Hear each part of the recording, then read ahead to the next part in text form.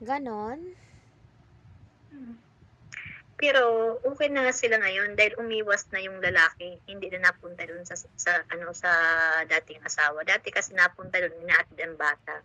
Hmm.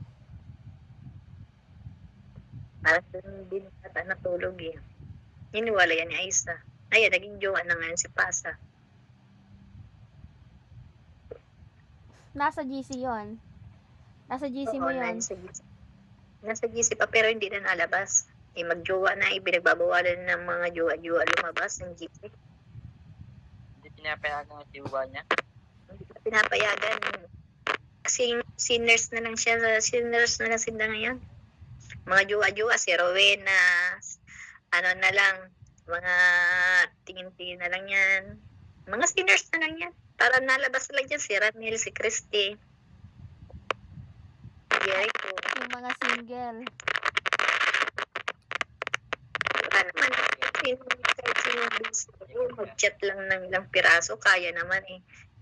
Kahit na pasaglit-saglit lang. Wala, tingin-tingin na lang yan. Uy, Ramil, magpasa ka ng picture mo at papalitan ko ng profile yung mga tatanggalin ko, babaguhin ko rin profile. Ayoko. Ng alin? Ilalagay ko na lang yung mga active ba. Okay. Kaso naghahang kasi ang cellphone ko kaya hindi ko pa magawa. James, pakita ka. Hindi ka